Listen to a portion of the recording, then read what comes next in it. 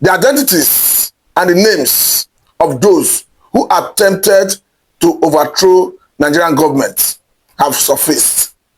This is according to the Punch newspaper. Remember that it was reported that part of their intention was to disally the president, talking about Senator Kpai Tinubu if they had succeeded. I'll bring you up to speed with their names. But remember that before now, Sarah reporters have reported that there was an attempted coup, though the military high command denied it.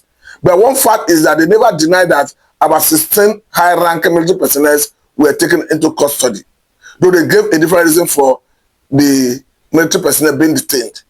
But as you have it, we understand that currently a fund that amounts to about 45 billion is being probed regarding the flow from NDDC. And as we equally have it, we understand that it is equally reported that a former governor from Niger Delta, who is out of the country currently, is under probe. Though the former governor's aide have refuted anything linking his boss to such developments. But as we have it, it has been reported that his Abuja residence was sacked by those who are investigating the allegation. But let me bring you up to speed with what the Punch is saying and the names of those who reportedly attempted to overthrow the man, Tinubu. The Punch says, he said EFCC, NFIU launch crackdown on alleged coup funders. He goes further to say that military investigators probing the alleged attempted coup are working with the Economic and Financial Crimes Commission and the Nigeria Financial Intelligence Unit to unravel financial flows linked to individuals accused of bankrolling the plot. The Punch have learnt. He said this was as indications emerged that the bank accounts of some of the suspects may have been frozen by the authorities as part of the probe. But let me quickly take you to that as part of the probe procedures. Let me quickly take you to the part where their names have been listed, allegedly anyway, but this is according to the Punch newspaper. So this is the part where their names are mentioned. You go further to say that meanwhile, the names of the 16 alleged coup plotters have surfaced. Going further, he said the army officers include Brigadier General, a colonel, 4 lieutenant colonels, 5 majors, 2 captains, and a lieutenant. You go further to say that the remaining 2 are a lieutenant commander from the Navy, the Navy equivalent of a major, and a squadron leader from the Air Force, which holds the exact rank equivalent. He said Premier has reported that 12 of the 14 army officers belong to the infantry corps, the army's frontline combat unit, whose troops primarily engage in ground battles. He said one officer is reportedly from the signal corps, which manages military communications, while another serves in the ordnance corps, responsible for procuring, storing, and maintaining weapons, ammunition, vehicles, and other essential hardware. You go further to say that this is where their names are listed. You go further to say that they were reportedly led by Brigadier General Musa Abubakar Sadiq. Others include Colonel M.A. Maji, Lieutenant Colonel S. Bapa, Lieutenant Colonel A.A. Yahatu P. Dan Nap, Lieutenant Colonel M. Al-Makura, Major A. J. Ibrahim, Major M.A. Jida, Major M.A. Usman, Major D. Yusuf, Major I. Dauda, Captain Ibrahim Bello, Captain A.A. Yusuf, Lieutenant S.S. Felix, Lieutenant Commander D.B. Abdullahi, and Squadron Leader S.B. Adamu. He said, meanwhile, Cable reported that an Air Force officer recently posted to the Office of the National Security Advisor was detained to kill the National Security Advisor, No Ribado. According to the Cable, Squadron Leader S.B. Adamu, service number NAF/3481 from Jigawa State, was posted to the National Counter-Terrorism Center an agency under Office of the National Security Advisor about 4 weeks before the coup attempt was uncovered.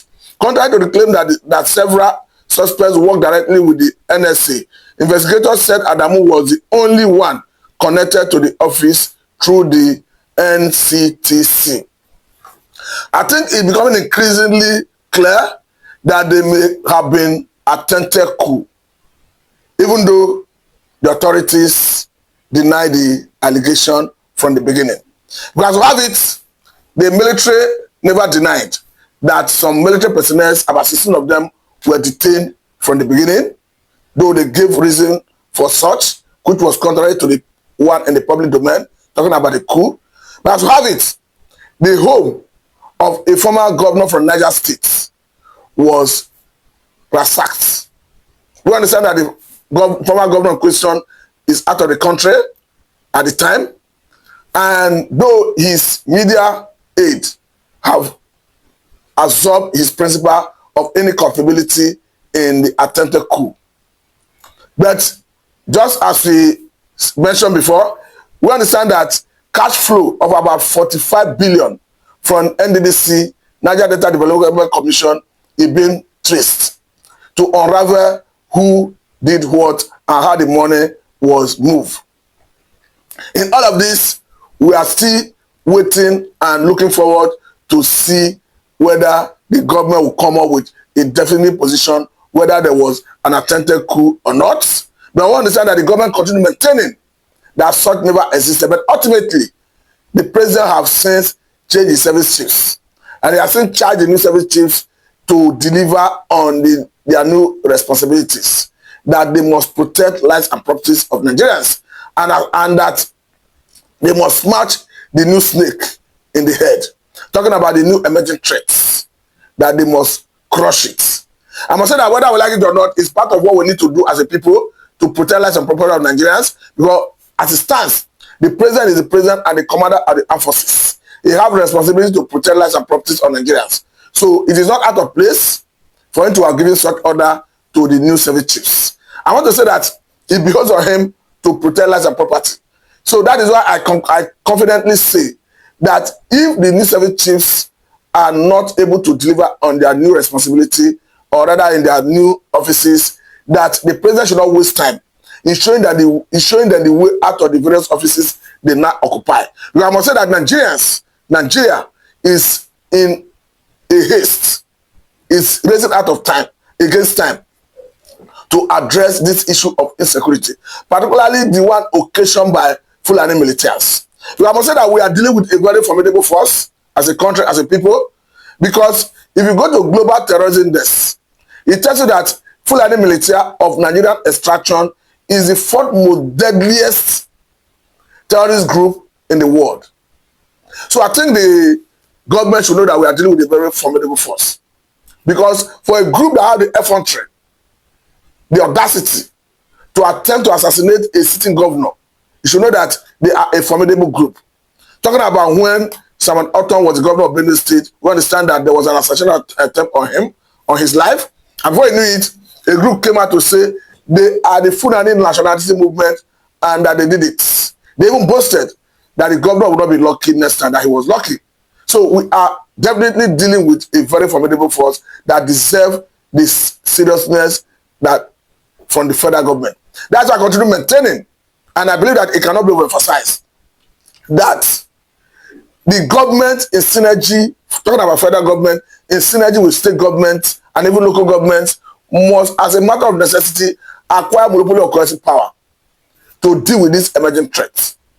Because we have even seen another new dimension to this, because we understand that the governor of Borno State, Babagana Zulum, came up recently to say that the insurgents, Boko Haram, are already using drones to attack the military. I must say that this is a new trend. This is a new trend that must be quickly addressed. This is why I call on all Nigerians to, of course, queue behind the federal government, support the federal government in their quest to fight this battle. Because we must currently, as it stands, improve on our air defense mechanism. Because if Boko Haram are now using drone to attack the military, I must say that it's a dangerous trend that must be quickly addressed. Because whether you like it or not, through the air, through the sea, the land, the government ought to have monopoly or coercive power to police the air, to police the ground, to police the water. Holistically speaking, we must acquire monopoly or coercive power to police every inch of Nigerian territorial integrity. I must say that that is what makes the government ultimate. Because if you look at what is happening in parts of Zamfara State, parts of Katsina, and even Kwara, it's unacceptable situation where bandits now operate with impunity. They now come out from their abodes, from their enclaves, hiding places, fully armed, coming to negotiation table. I must say this is unacceptable because it's exposing Nigerian sovereign state as a weak state. The best we could do as a people is to possess monopoly of coercive power, smoke them out of their hiding places, set them running, and bring them to justice. As far as I'm concerned, the only circumstance, the only condition where it is advisable, where it is justifiable, where it is justified for Nigerian government to engage bandits in negotiation is the case of Chibok girls in the past and Dapti girls in the past. If perhaps Nigerians are held in captivity and going for their rescue will endanger their life or their lives. Under that circumstance, it will be advisable for the government to go into negotiation to secure the release of Nigerians who are in captivity. But now that you have people in captivity, you are going into negotiation. The question is, how long will that peace deal last? You understand that the one that happened in Zamfara recently, where it was reported that when a peace deal broke down, the bandits turned around to start kidnapping people, even in the mosque. That is where we must rise up as a people to support the federal government to stamp this threat out of every inch of Nigerian territorial integrity. We must build capacity. That's the way to go. That's why I was particularly happy when I saw the Nigerian government through the office of the Ministry of Defense.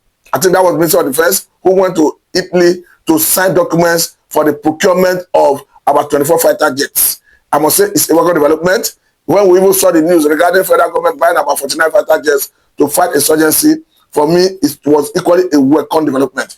And why I say we must build capacity is, I cannot forget in a hurry, sometime about 6 years ago, while an American citizen, a 27-year-old Philip Wanton, was kidnapped in Niger. He was taken to Sokoto State. And they said that the American Navy SEALs came here, rescued him on hot. That's what we call competence, capacity. I don't say we must have gotten up to that point, but at least let us possess monopoly of coercive power to police every inch of Nigerian territorial integrity. That's the way to go. Or can we forget in a hurry how American government took out a Soleimani, that Iranian military diplomat from Iraq, under the first term of Donald Trump as the president of the United States of America. That's what we call competence, capacity. So we must think towards that direction. More so, as it has been alleged by a retired military intelligence officer, that ultimate aim, intention of those who sponsor terrorism in Nigeria is to Islamize the country. That is where the president must be up and doing, because whether we like it or not, the president, the buck rests with him. He takes credit for success of what the armed forces are doing in the field. He equally takes blame for the failure of what the armed forces are doing in the field. That is where he must realize, talking about the president himself, Senator Kpai Tinubu, that's why he must realize that these new service chiefs, let performance, results, competence be the watchword. I'm particularly happy because himself has made it clear to them that we must smash the emerging threat, the emerging snake in the head. Talking about the new terror group that is currently emerging. Because as a people, as a country, there's no better way to say it. Life is sacrosanct. Life is sacrosanct because as humans, we don't have what it takes to create life. So we must do everything humanly possible within the ambits of the law to protect lives and properties of Nigerians. To do otherwise is to say that Nigeria is submitting to insurgency. And come to think of it, these are people who the military would normally call ragtags, currently holding territories, kidnapping Nigerians, even as we have it. The likes of Toji Bello, Ada Aleru, Akwashi that operates in the Faskari local government area of Katsina State are still confidently operating within Nigerian sovereignty. I want to believe that the president should have given the new service chiefs a marching order to either arrest these bandit leaders or neutralize them in the battlefield.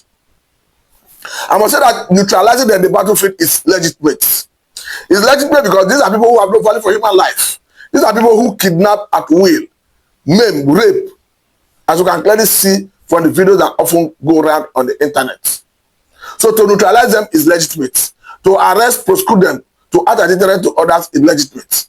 But another area, this one is to the northern stakeholders. Let me make it very clear that as a matter of urgency and necessity, hence it has been proven that most of the bandits we see are Nigerian who hail from different parts of the country in the north. So this is a responsibility that's incumbent on the leaders, stakeholders from the northern part of the country. That going forward, they must ensure that they fight this insurgency from an ideological point of view. I'm not trying to preach the angle of Shegumi, who always asks for negotiation with bandits, who asks government not to use kinetic approach to fight banditry. But my own approach is those children who are being given birth to in the north, who perhaps need education, should be given adequate education from the cradle. Because I understand that once you born a child, you allow the child to grow in the wild without proper parental care, without proper societal care, that child will be vulnerable to be radicalized, to be recruited into banditry. Of course, I must say that you are building a potential Boko Haram member and Sadu terrorist member, ISWAP member. If you give birth to a child, allow the child to grow in the wild without proper parental care. Because from the psychological point of view, it sees a newly born child, the brain as a terminal racer, a clean slate, uncle is critical write anything he or she wishes to write. So by the time the caretaker, the parents, the guardian, the society refuse to write the right value system in the child, the right societal value system in the child, the norms of the society into the child. Of course, Boko Haram, ISWAP, and South terrorist members will help them to write their own value system in the child. I think that is part of the consequence we face as a people currently in Nigeria. Because if you look at the rate of out-of-school children in Nigeria, particularly in the north, it lays credence to this my position. Because it's unacceptable when you see a state, in a state, out-of-school children is up to 60-something%. In some cases, 30-something, 50-something, 40-something, 20-something, 10 as the case may be. And in some cases, this figure or this percentage translates into more than 1 million people. I must say this is unacceptable. Because one thing is certain, the money that could have been used to diversify the economy into agriculture, into solid mineral, to develop our road infrastructure, to develop our production sector, is being used, channeled into fighting insurgency. Because I can remember that under Muhammadu Buhari, the federal government withdrew $500 million from SS Coup account to buy about 12 Tucano fighter jets. Though we didn't see much in terms of the delivery or in terms of progress made after that purchase, but that money could have been used for other things. And as you have it, the 24 fighter jets and the 49 fighter jets that federal government of Nigeria is proposing to buy, that money could have been as well be used to address other areas that need urgent attention, financial attention. But as you have it, all of this money is going into fight against insurgency. So that is where I question the likes of Shegumi and the Czechs in the north. What is their role in molding the northern child? Because it's not just about coming to discourage federal government not to use kinetic approach to fight banditry, not to go and start negotiating with bandits. The question is, are you inculcating the right value system into the child from the cradle? Because if they do, I don't think children from the north will grow up to start embracing terrorism. Because if you look at the statement that came from the governor of Zamfara State some time ago, he was clear, it was very clear, that most of the bandits are from the north, Nigerian, who they know where they hail from. They can say this is their community, this is their origin. They can trace their genealogy. So it goes to show that the sheikhs in the north are not doing their job. The question I continue to ask, why is that as we see out of school children in the north, we don't see as much like that in the south? I understand that recently some stakeholders from the northern part of the country started blaming federal government for out of school children in the north, particularly because we understand that if the under universal basic education, the responsibility of training the Nigerian child lies in the order with the 3 tiers of government, talking about federal, state, and local governments. However, I understand that what behoves on federal government to do is the funding and policy direction. And this, I understand, they do for all the 36 states, without exception. So the question is, why is it that in the south, we are not seeing that number of out of school children as we see in the north? So it's going to show that there's a failure on the part of stakeholders in the north. It's going to show that the likes of Sheikh Gumi and other sheikhs are not doing their job. Another area is we should leverage on technology. Because finally, I understand that a former House of Assembly member from Borno State has come out to clarify that it is time as a House of Assembly member in Borno State, when a Jonathan government postponed the election for 2 weeks and brought in machineries, who according to him were leveraging on technology to fight insurgency, that they were obviously decimating Boko Haram. But according to him, they were leveraging on technology and they were going for precision bombing. And they were coming back with evidence of the situation before and after bombing. And the thing was progressively going on until a Muhammad Buhari came in and jettisoned the idea. But the question is, why would I have expected that a Muhammad Buhari who comes from the north, who hails from the north, where this insurgency festered, should have continued in that trajectory? But unfortunately, he jettisoned the idea, and today we are at this point. Even the idea of the Jonathan government to start an evangelist school, which was obviously intended to educate the average downtrodden in the north, to take them out of the streets. It was quite unfortunate that when even a Buhari government came on board, they equally jettisoned the idea and stopped it. So where do you now feel that the average northern stakeholder leader have the interest of taking the downtrodden out of the street in the north? I think it's a food of thought. But ultimately, why they need to do this is simple. Because the children you refuse to give education in the north is turning out to become a problem for everyone. Because the issue of insurgency is no longer a northern thing. It's been exported to the southern part of the country. We saw the report about infiltration of bandits into the southwestern part of the country. We have seen what happens in Delta State, in some part of Southeastern State, and all of that. So even if it's not currently happening in a particular state, it's a matter of time. If it's not addressed, it must certainly go around. That's why all hands must be on deck to stand this threat out of every inch of Nigerian territorial integrity. But I must say very big thank you at this point. This is Lamida and Mr. Matthew. Thank you for your time.